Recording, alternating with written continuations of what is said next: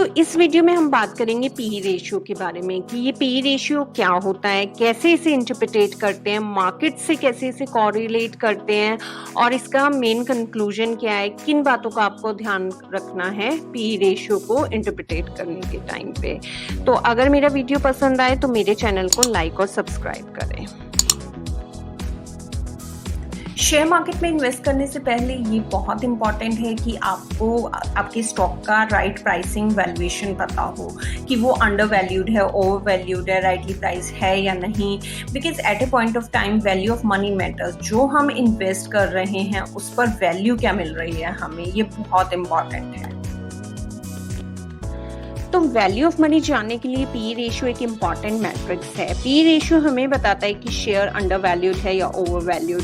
इससे आपको शेयर की पोजीशन इंडस्ट्री के कॉन्टेक्स्ट में, उसके पीयर्स, कॉम्पिटिटर के कॉन्टेक्स्ट में भी पता चलती है। Price to earning ratio is the relation between a company share price and earning per share. Market कितनी विलिंग है कंपनी के प्रॉफिट्स के लिए पे करने के लिए। तो अगर इजी लैंग्वेज में समझें तो इन्वेस्टर कितना पैसा पे कर सकता है किसी कंपनी की वैल्यू के लिए, अगर इन सिंपल टर्म्स हम कहें तो।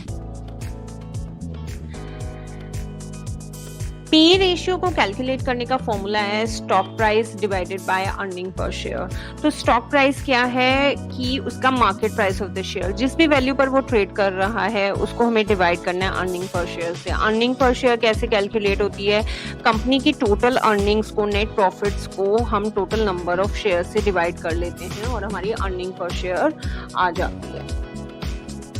तो एक एग्जाम्पल की हेल्प से समझते हैं। Let's say market price of the share है 150 रुपी, अर्निंग पर शेयर है 10, तो पी रेशियो हो जाएगा 15। 15 का मतलब है कंपनी की एनुअल अर्निंग जितनी भी हैं उसका 15 टाइम्स मार्केट उसकी वैल्यू देने को तैयार है आज के टाइम पर। अर्निंग्स और growth both are equally important जब आप स्टॉक की वैल्यूएशन करते हैं। अगर ग्रोथ और उसका लेवल ऑफ अर्निंग कांस्टेंट रहता है तो पी रेशियो आपको बताता है कि जो अमाउंट आपने शेयर में इन्वेस्ट किया है वो आपको कितने टाइम्स पे बैक होगा।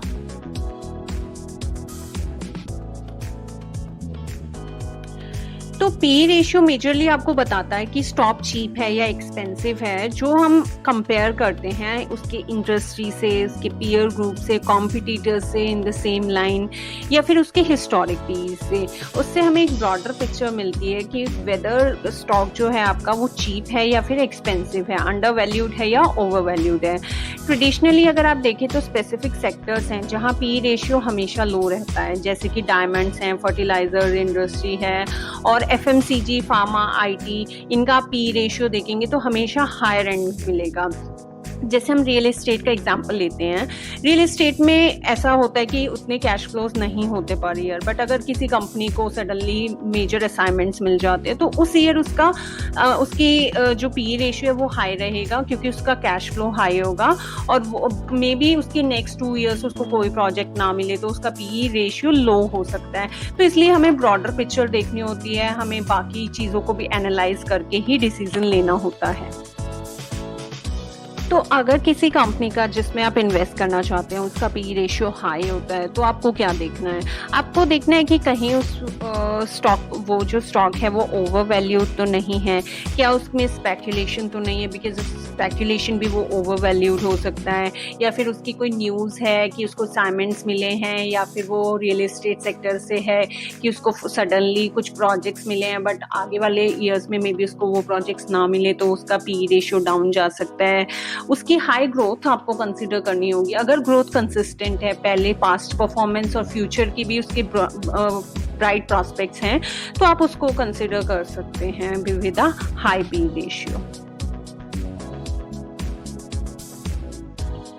तो अगर किसी कंपनी को आपने कंसीडर किया है फॉर इन्वेस्टमेंट बट उसका पी रेशियो लो है तो डोंट थिंक कि वो चीप कंपनी है और आप उसमें ब्लाइंडली इन्वेस्ट कर सकते हैं। बिकॉज आपको क्या देखना होगा, क्या वो जेन्युइनली स्टॉक जो है अंडर वैल्यूड है या फिर उसकी ग्रोथ जो है वो लो तो नहीं है। जैसे हर ईयर पर ईयर उसकी ग्रोथ है 8%, 9%, 10%, it is consistently performing that way only.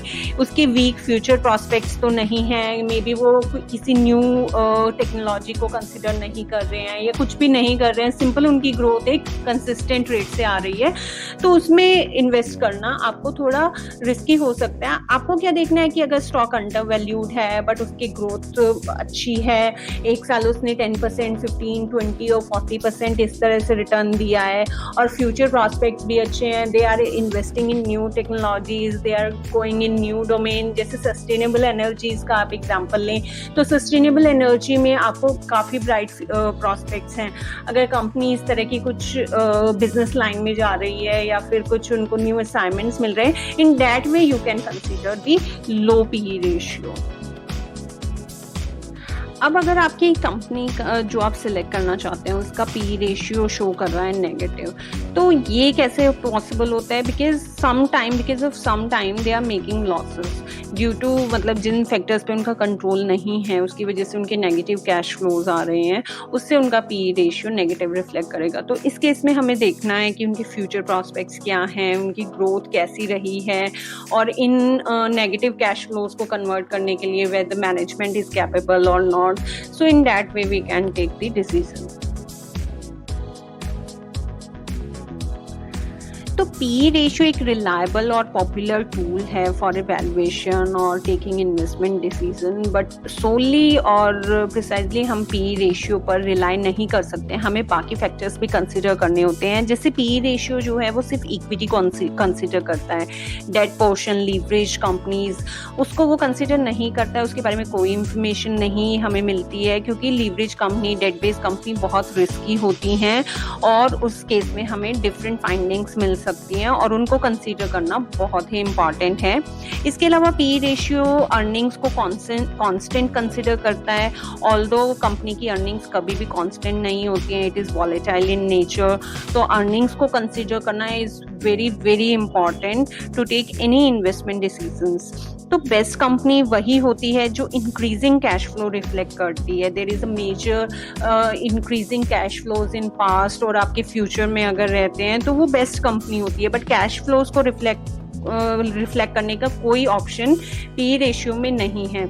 तो डायरेक्शन ऑफ ग्रोथ हमें नहीं प्रिडिक्ट होती है फॉर कैश फ्लोज, तो इसलिए पी रेशियो के अलावा उसके कैश फ्लोज को भी कंसिडर करना बहुत इम्पॉर्टेंट है। देन अगर हम क्वालिटी ऑफ अर्निंग्स की बात करें तो पी रेशियो कंपनी को सिर्फ चीप और एक्सपेंसिव, अंडर वैल्यूड या ओवर वैल्यूड ही रिफ्लेक्ट करता है, बट उसकी अर्निंग्स की क्वालिटी क्या है इसकी इंफॉर्मेशन नहीं मिलती है। जिस कंपनी का पी रेशियो चीप है, अंडर वैल्यूड है और उसमें अर्निंग्स भी है but quality of earning is not good, तो वो एक आइडियल इन्वेस्टमेंट नहीं होती है। तो इन सब चीज़ों को भी पी रेशियो के अलावा कंसिडर करना बहुत इंपॉर्टेंट है before taking any investment decision. Thanks for watching our video. अगर आपको हमारा वीडियो पसंद आया तो प्लीज़ हमारे चैनल को लाइक और सब्सक्राइब करें। For more updates please press the bell icon. So let's get started with multi cap wealth.